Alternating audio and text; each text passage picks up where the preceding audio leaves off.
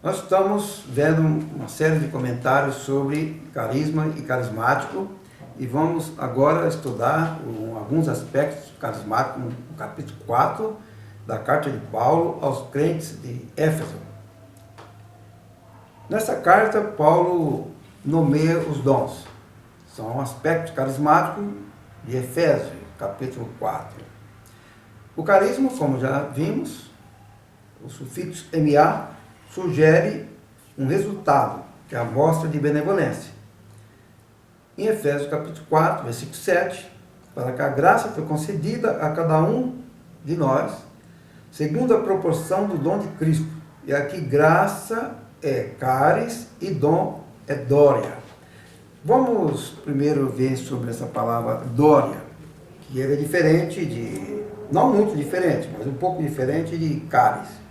Dória é o dom também, de certa forma é um dom, ela denota um livre dom.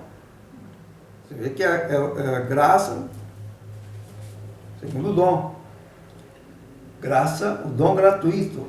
Dom gratuito, aqui é graça e caris, e dom é dória. Quando fala dom gratuito, está se lembrando dessa palavra dória, diferente de caris, mas é ligada a caris. Denota um dom livre, um presente. Tem um caráter de ser usado sempre no Novo Testamento como um dom espiritual, sobrenatural, e tem um caráter de gratuidade, né? De gratuito, algo que foi dado como um presente. Dória é um presente, e o presente é o carisma. Por isso tem essas palavras semelhantes, ligadas uma com outra.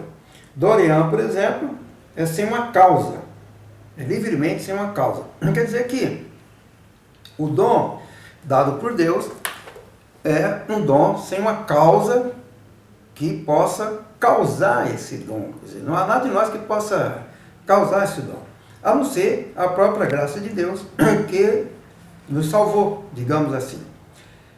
Então, Efésios 4:7, a graça foi concedida a cada um de nós, segundo a proporção do dom de Cristo. É de nosso entender que a graça foi concedida a cada um, deixando claro que todo cristão tem uma função no corpo de Cristo.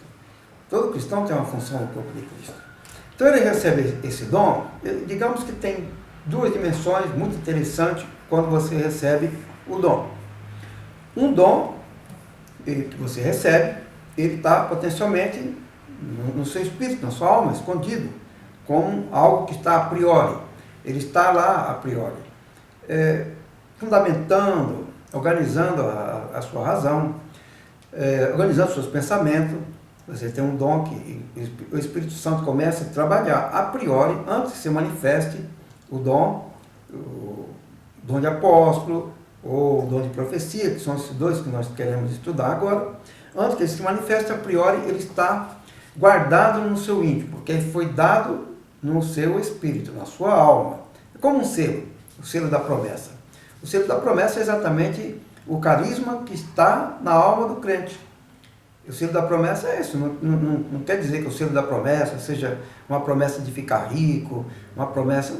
O selo da promessa, ele é restrito ao carisma de Deus na alma. A música, às vezes que fala, o selo da promessa, que tem a promessa, é música, é poesia. Mas o que significa mesmo o selo da promessa é o carisma de Deus na sua alma, dado por Deus. O dória, dom gratuito. Então, a priori, é aquela distinção que se faz daquilo que está, digamos assim, escondido, retido, e depois aquilo que vem depois. A priori é antes, a posteriori é depois. Esse é o significado básico de a priori e a posteriori. Então, a priori e a posteriori. A priori é aquilo que você tem, mas ainda não se manifestou. A posteriori, quando aquilo que estava a priori passa a exercer uma função clara, por exemplo, passa para uma situação de fenômeno, quer dizer, que acontece. A fenomenologia estuda exatamente os fenômenos. Os fenômenos que vêm a priori e a posteriori, ele se manifesta. Quando se manifesta, é que vai edificar, é que vai construir, é que vai exercer uma mudança, uma atividade dentro da sociedade, no campo missionário, na sua vida e tal. João Wesley que tem ele ensinando. João Wesley foi um apóstolo, digamos assim. E vamos então primeiramente ver sobre apóstolo. A palavra apóstolo, por exemplo, ela tem um significado de enviado, legado, formado pelas palavras apó, de longe, vindo ele, de longe, né? E estolos, ação de se preparar para uma marcha.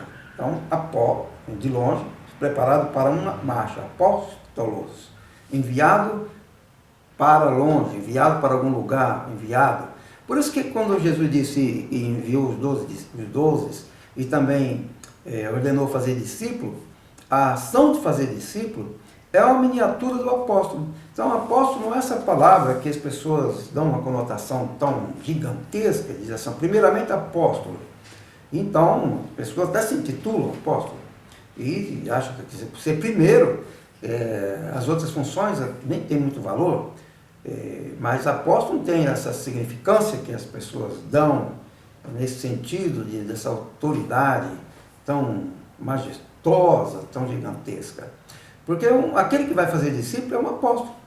Você vê como essa palavra ela tem uma evolução semântica, até uma involução, porque quando se fala missionário, as igrejas tiveram dificuldade de caracterizar uma mulher como apóstola, porque a mulher nem sequer podia pregar, quanto mais ser apóstola. Como ela não podia ser apóstola, ela era enviada como missionária e às vezes fazendo o serviço de apóstolo para que depois um pastor, evidentemente do sexo masculino, assumia o campo que foi aberto por uma apóstola.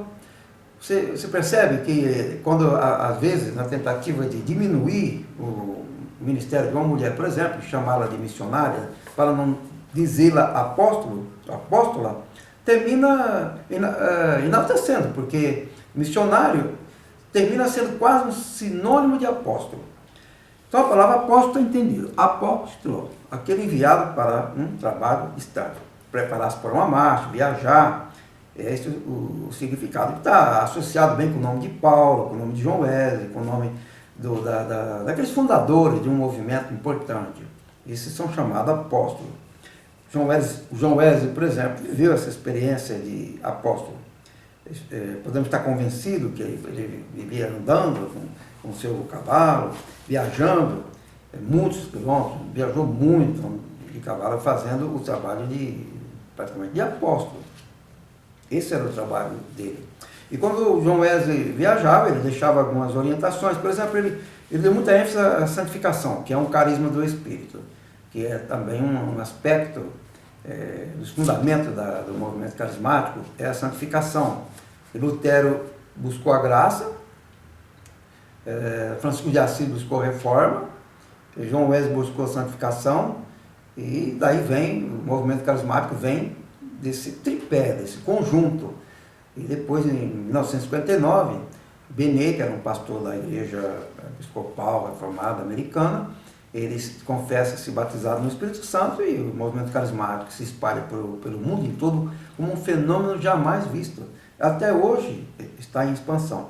E João Wesley, ele dava uma direção sobre quem tinha recebido dons, se tornava uma nova criatura e tinha um novo coração. Então ele enumerava, era muito criterioso, ele enumerava, por exemplo, amar a Deus sobre todas as coisas, ou amar a Deus com todo o seu pensamento, era uma ação da graça de Deus, um carisma, com toda a sua alma, com toda a sua força, amando a Deus, também a Cristo, tendo uma vida com Cristo em Deus, uma vida escondida em Cristo, em Deus, realmente essa questão de uma vida escondida em Cristo, em Deus, Paulo usava isso, a pessoa ter essa segurança e esse esconderijo em Deus, esse carisma oculto para os homens, para as pessoas, está morto com Cristo. Isso tudo faz parte do movimento metodista,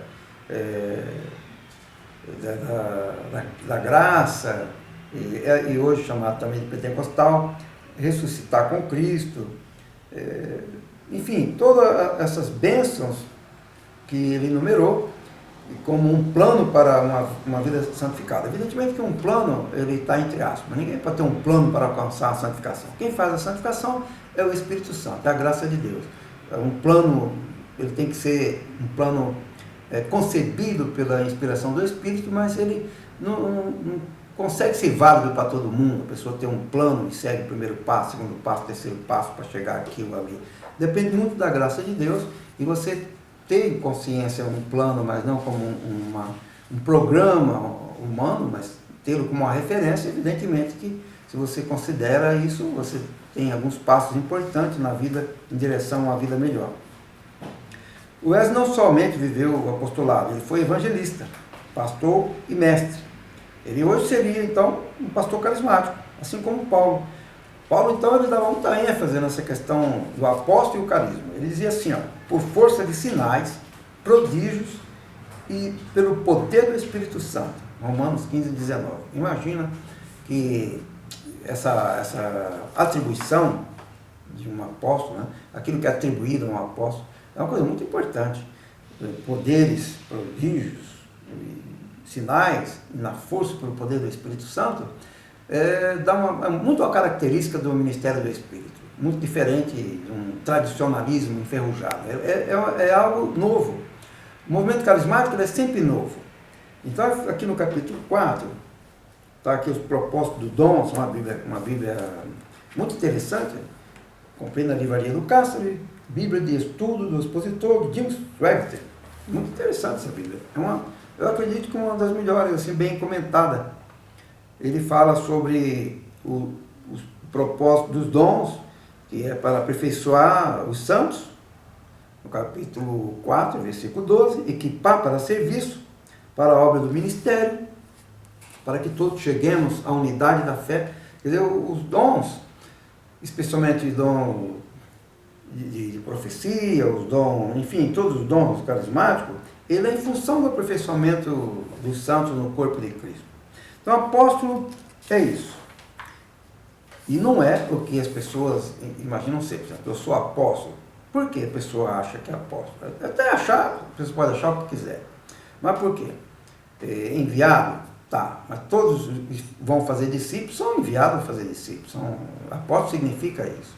Então, apóstolo tem um sentido assim, restrito, né? Porque aqueles que são os 12, mais Paulo, e talvez Apolo, e alguns outros que estiveram em marcha para fazer evangelismo, Estevão e outros, etc.